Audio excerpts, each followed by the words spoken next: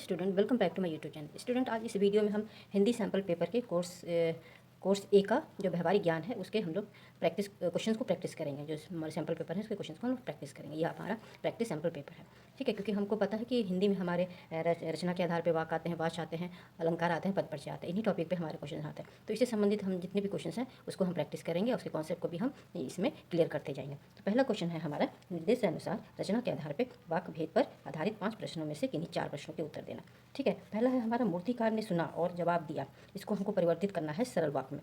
ठीक है। तो हम इसको सरल वाक्य में कैसे बदलेंगे, क्योंकि हमको पता है कि सरल वाक्य में हमेशा एक उद्देश्य होता है, एक विधेय होता है, यानी कि एक कर्ता होता है और एक क्रिया होता है। इसी के आधार पर हम इसको परिवर्तित करेंगे। हम कैसे परिवर्तित करेंगे? मूर्तिकार ने सुनकर जवाब दिया।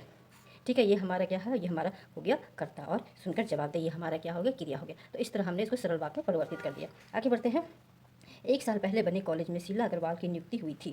इसको हमको परिवर्तित करना है, संयुक्त वाक्य में बदलना है। अब संयुक्त वाक्य में बदलने के लिए हमको मालूम है कि जब भी हम संयुक्त वाक्य बदलते हैं उसमें हमेशा योजक पदों का ही इस्तेमाल करते हैं, यानी कि योजक पद जो होते हैं उसका ही इस्तेमाल करके हम संयुक्त वाक्य में परिवर्तित करते हैं। तो ये योजक पद कौन कौन से होते हैं? ये हमारा हो गया और, अथवा, या, किंतु, परंतु, इसलिए। ये इन सारे शब्दों को हम योजक पद कहते हैं। इन्हीं के माध्यम से हम जोड़ते हैं। तो हम इसको कैसे बदलेंगे देखते हैं इसका आंसर।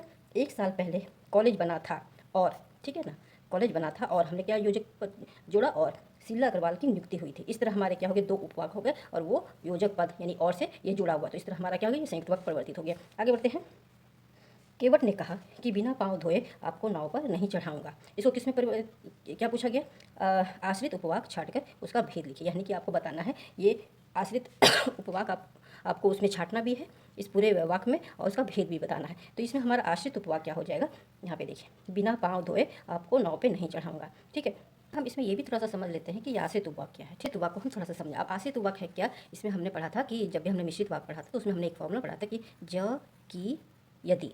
ठीक है। तो ये आश्रित उपवाक्य जो है, ज, की, यदि, इसके कोई भी रूप से अगर ये जुड़ा हुआ होता है तो ये आश्रित उपवाक्य होता है। जैसे कि मैं यहाँ पे आपको इसी में दिख रही हूँ, केवट ने कहा कि, ठीक है ना, ये की आ रहा है ना, ये की हमारा आश्रित उपवाक्य में आता है, जो कि जो, की, यदि, ठीक है, इसमें आता है। तो यहाँ पे हमारा आ गया कि ये की से ये दोनों वाक्य जो हैं जुड़े हुए हैं, यानी कि ये पूरा वाक्य जो है ये आश्रित उपवाक्य है। अगर इससे ये की से जुड़ा हुआ है तो ये हमारा क्या हो गया? आश्रित उपवाक्य हो गया। तो यहाँ पे आश्रित उपवाक्य क्या है हमारा? बिना पाँव धोए। यहाँ पे बिना पाँव धोए ये पूरा क्या हो गया? हमारा आश्रित उपवाक्य हो गया। ठीक है। अब इसमें पूछा है एक भेद। अब इसको हमको बताना है कि ये किस तरह का भेद है, क्योंकि यहाँ पे आश्रित उपवाक्य भी भेद होते हैं। ठीक है। इसमें इसके 3 उपभेद होते हैं, संज्ञा, ठीक है, क्रिया, संज्ञा उपवाक्य, क्रिया उपवाक्य और क्रिया विशेषण उपवाक्य। तो ये जो हमारा है भेद, ये हो जाएगा आपका क्रिया विशेषण आश्रित उपवाक्य हो जाएगा। ठीक है। इसकी पहचान तो हमने आपको बता दी, यह है कि, ठीक, इसे हमने इसकी पहचान की। तो इस तरह हम इसको समझेंगे। आगे बढ़ते हैं।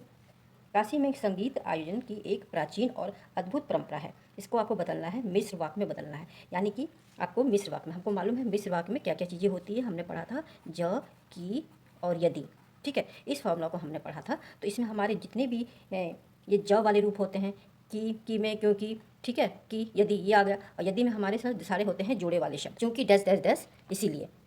ठीक है। यदि डैश डैश डैश तो, यद्यपि डैश डैश डैश तदापि, जबकि डैश डैश डैश फिर भी। तो इस तरह के जो जोड़े वाले शब्द होते हैं वो इसमें आते हैं। तो हमने इसको किससे जोड़ा है? हमने इसको ज वाले रूप से जोड़ा है। कैसे हमने इसको जोड़ा है? काशी में संगीत आयोजन की एक परंपरा है, ठीक है, जो प्राचीन एवं अद्भुत है। हमने किससे जोड़ा? जो से जोड़ा। तो इस तरह ये क्या हो गया? हमारा मिश्र वाक्य में परिवर्तित हो गया। आगे बढ़ते हैं।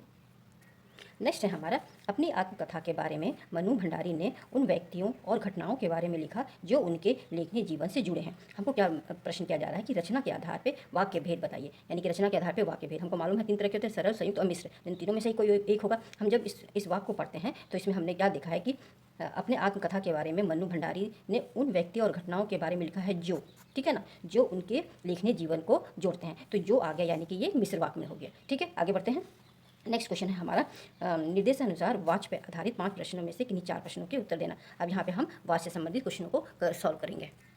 पहला है हमारा, मई महीने में शीला अग्रवाल को कॉलेज वालों ने नोटिस थमा दिया। इसमें आपको परिवर्तित करना है क्रमवाच्य में। इसमें आपको परिवर्तित करना है। तो हमने क्या पढ़ा था कि जब भी हम क्रमवाच्य में परिवर्तित करते हैं तो कर्ता के साथ हम से, द्वारा, के द्वारा, इन सारे शब्दों का प्रयोग करके ही हम परिवर्तित करते हैं। तो हमने कैसे परिवर्तित किया? मई महीने में शीला अग्रवाल को कॉलेज वालों के द्वारा नोटिस थमा दिया गया। तो इस तरह हमारा ये परिवर्तित हो गया। आगे बढ़ते हैं। उनके द्वारा गिने चुने फ्रेम नेताजी की मूर्ति पर फिट कर दिए जाते हैं। ठीक है, कृत वाक्य में परिवर्तित करना। देखिए स्टूडेंट, कृत वाक्य में परिवर्तित करते समय हमको ध्यान में रखना चाहिए कि जिन वाक्यों में जो वाक्य कर्ता प्रधान होते हैं और क्रिया का संबंध कर्ता से ही होता है, इस तरह के जो वाक्य होते हैं वो हमारा होता है कृत प्रधान। इसमें जो है न, ये जो न होता है, ये न विभक्ति लगती भी है और नहीं भी लगती है, तो हम उसको किस तरह परिवर्तित करेंगे, उसके द्वारा इसको हम हटा देंगे, इसके द्वारा हम हटा देंगे, क्योंकि यहाँ पे कर्ता प्रमुख होता है, तो यहाँ पे हो जाएगा वह उनके वह गिने चुने फ्रेमों को नेताजी की मूर्ति पर फिट कर देता है। इस तरह ये हमारा क्या हो गया, वाक्य परिवर्तित हो गया। ठीक है, आगे बढ़ते हैं। नेक्स्ट है हमारा, भोर में लोगों से बाल गोविंद भगत का गीत नहीं सुनाया गया। इसमें हमको बदलना है वाच पहचान कर भेद बताइए। इसमें आपको वाच को पहचानना है कि किस तरह का है। हमको पता है 3 तरह का होता है, कर्म, कृत और भाव। ठीक है, अब यहाँ पे देखिए इसमें जो है ये हमारा बाल गोविंद भगत की गीत नहीं सुनाया गया, यानी कि यहाँ पे और वहाँ पे भोर की बात की जा रही है, तो यानी कि इसमें प्रमुख रूप से भाव की प्रधानता है, प्रमुख रूप से ये भाव की प्रधानता है, इसीलिए यहाँ पे हमारा ये भाववाच हो जाएगा। ठीक है, आगे बढ़ते हैं हम।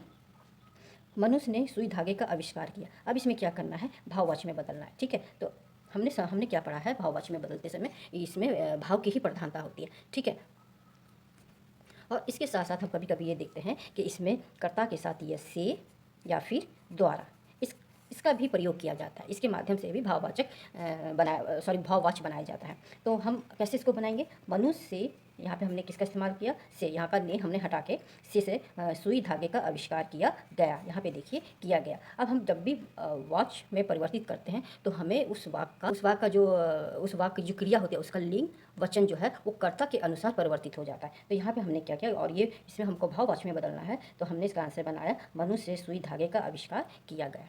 ठीक है, आगे बढ़ते हैं। कर्तावाच में किसकी प्रधानता होती है, यानी कर्तावाच में हमेशा कर्ता की ही, कृतवाच में हमेशा कर्ता की ही प्रधानता होगी। ठीक है, ये सिंपल आंसर हो जाएगा। नेक्स्ट क्वेश्चन में हम बढ़ते हैं। निर्देशानुसार पद परिचय पर आधारित 5 प्रश्नों में से किन्हीं 4 प्रश्नों के रेखांकित पदों का पद परिचय दीजिए। यानी कि यहाँ पे जो हमारे पास वाक्य दिए गए हैं उसमें एक पद यानी एक शब्द पे रेखांकित किया गया है, उसी के बारे में हमको उसका परिचय देना है, यानी कि जो ग्रामर के अनुरूप उसका परिचय देना है। वो संज्ञा है, सर्वनाम है, या फिर वो संज्ञा या सर्वनाम के किस प्रकार के भेद हैं, उसका काल क्या है, ठीक है, उसके कारक क्या हैं, वो एक वचन है, बहुवचन है, इन सारे चीज़ों का हम उसमें उल्लेख करते हैं। तो वही हो गया हमारा पद परिचय। तो यहाँ पे ड्राइवर ने जोर से ब्रेक मारी। अब यहाँ पे जोर, ठीक है ना, इस जोर पद का हमको परिचय देना। तो जोर पद का हम परिचय कैसे दे रहे हैं, तो ये हो जाएगा कि ये है हमारा क्रिया विशेषण। अभी क्रिया विशेषण है तो अब इसमें हमको ये भी बताना पड़ेगा कि ये किस तरह का क्रिया विशेषण है। तो ये हमारा रीतिवाचक क्रिया विशेषण है। क्यों रीतिवाचक क्रिया विशेषण है, क्योंकि ये हमको बताया जा रहा है कि कोई भी जो काम है वो कैसे हुई है, किस शैली में हुई, किस तरीके से हुई। यहाँ पे जो है ड्राइवर ने जो है जोर से ब्रेक लगाई, ठीक है ना। ये जोर शब्द जो है वो क्रिया विशेषण के होते हैं, उसमें से भी ये बता रहा है किस तरह इसने कोई काम किया है। तो ये हमारा हो गया रीतिवाचक क्रिया विशेषण। ठीक है, एक परिचय ये हो गया। दूसरा हम क्या इसमें दे सकते हैं, विषय क्रिया क्या हो गया, मारा, यानी कि उसने जोर से मारा। ठीक है, जिसकी विशेषता का विषय हो गया। आगे बढ़ते हैं। बाल गोविंद भगत मजले कद के गौरे चिट्टे आदमी थे। अब यहाँ पे गौरे चिट्टे ये जो पद है इसका ही हमको परिचय देना। तो इसमें हम ये दे सकते हैं कि ये हमारा क्या है, ये विशेषण हो गया। तो इसमें भी किस तरह का विशेषण हो गया, इसका भेद जो हो गया वो गुणवाचक विशेषण है, यानी गोरे चिट्टे, यानी कि उसके रंग रूप के बारे में बात किया जा रहा है। दूसरा क्या हो गया, ये पुलिंग, ये जो हमारा गोरा चिट्टा आदमी है ये हमारा पुलिंग है, ठीक है, पुरुष है। तो इस तरह हमने इसका परिचय दे दिया। आगे बढ़ते हैं।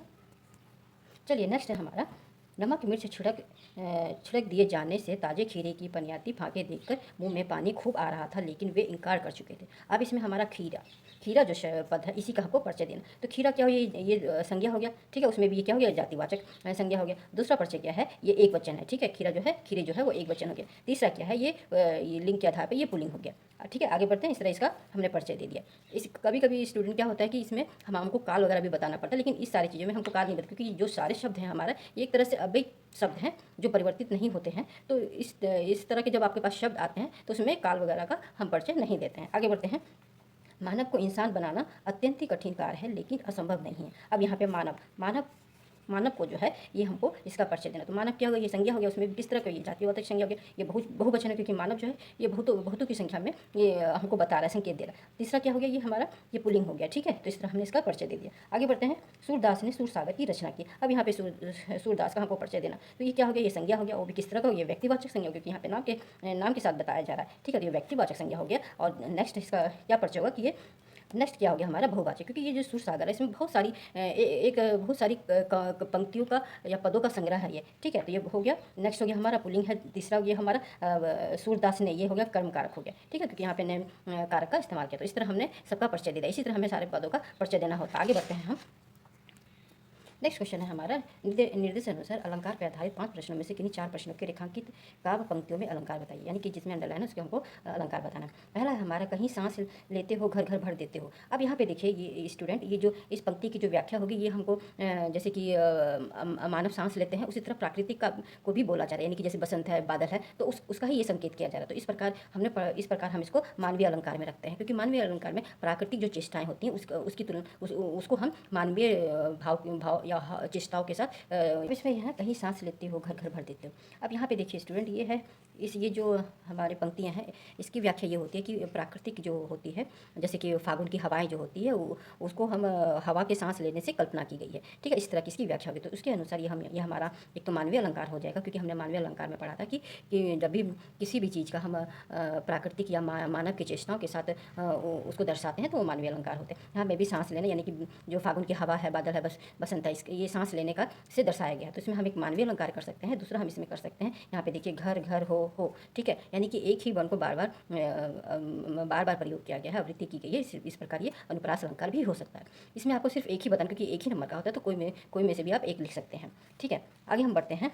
बाल कल्पना के से पले, ठीक है। अब यहाँ पे इस वाक्य में जो है कि ये जो बाल है, बालक है जो, इसकी तुलना किसी और चीज़ से की जा रही है। इस पंक्ति का कुछ ऐसे ही भाव है, तो उसके अनुसार हम इसको उपमा अलंकार में रखते हैं। यहाँ पे क्यों हम उपमा अलंकार में रख रहे हैं, क्योंकि हमने उपमा अलंकार में पढ़ा था कि किसी भी वस्तु की अन्य वस्तु से कि उनके गुण प्राकृतिक के आधार पर जब हम उसकी तुलना करते हैं, ठीक है, तो ये हमारा उपमा अलंकार है। उसके अलावा हमने क्या पढ़ा था, उसमें इस तरह का योजक चिन्ह भी होता है, ठीक है। तो यहाँ पर भी हमको योजक चिन्ह भी मिल रहा है, और इसके ये जो पंक्ति है इसके भी अर्थ कुछ ऐसे ही निकल रहे हैं, तुलना करने जैसा। तो इस प्रकार हमारा ये क्या हो गया, हमारा ये उपमा अलंकार हो गया। आगे बढ़ते हैं हम।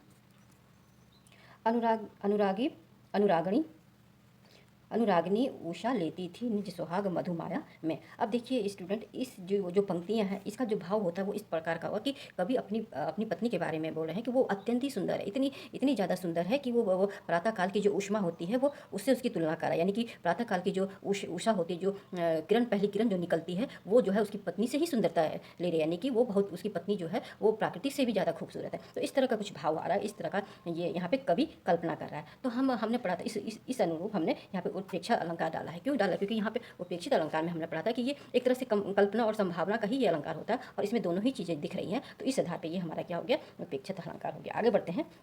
हमारा पानी परात के हाथ छुइयो नाही नैनन के जलसो, अब जलसो पग धोयो। अब इस पंक्ति में जो है इसमें सुदामा और कृष्ण का उल्लेख किया गया है कि कृष्ण जो है सुदामा की दुर्दशा देख करके बहुत ही ज़्यादा दुखी हो जाते हैं, व्यतीत हो जाते हैं। वो पानी तो मंगवाते हैं परात में उसके पैर धोने के लिए अपने हाथों से, लेकिन वहाँ पर उसकी दुर्दशा से वो इतने दुखी हो जाते हैं कि उसकी आंखों जिससे जो आंसू निकलता है आंसू से ही उनके पैर धुल जाते हैं। तो इस प्रकार इसको यहाँ पे हम अतिशयोक्ति अलंकार रखेंगे, ठीक है।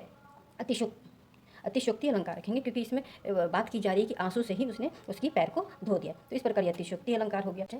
लास्ट वाला, प्रीत नदी में पाँव न बोलियो। अब यहाँ पे इसमें रूपक अलंकार है। क्यों यहाँ पे ये रूपक अलंकार है, क्योंकि रूपक अलंकार में क्या होता है कि समान गुणों के कारण दो भिन्न वस्तुओं की को एक दूसरे के से तुलना किया जाता है, यानी एक दूसरे के समान दिखाया जाता है, यानी कि दो अलग अलग चीज़ें होती हैं लेकिन वो उन दोनों भिन्न वस्तुओं को एक दूसरे के समान दर्शाया जाता है। और उसमें कि ये योजक चिन्ह भी होता है जिसमें उपमेय और उपमान के बीच में लगता है, ठीक है। जैसे कि यहाँ पे उपमेय है, योजक चिन्ह होगा, उपमान है, ठीक है। रूपक अलंकार की यही पहचान है कि इसमें है कि जैसे कि प्रीत नदी, यानी कि प्रीत रूपी नदी, ठीक है। इसी तरह के होंगे इसका चंद्र खिलौना, यानी कि चंद्र रूपी खिलौना। तो ये इसकी पहचान है रूपक अलंकार की। इसमें योजक चिन्ह होता है और उसके उपमेय और उपमान के बीच में ये योजक चिन्ह लगा हुआ होता है, ठीक है। तो इस तरह हमने क्या किया, प्रैक्टिस क्वेश्चन को सॉल्व कर लिया है।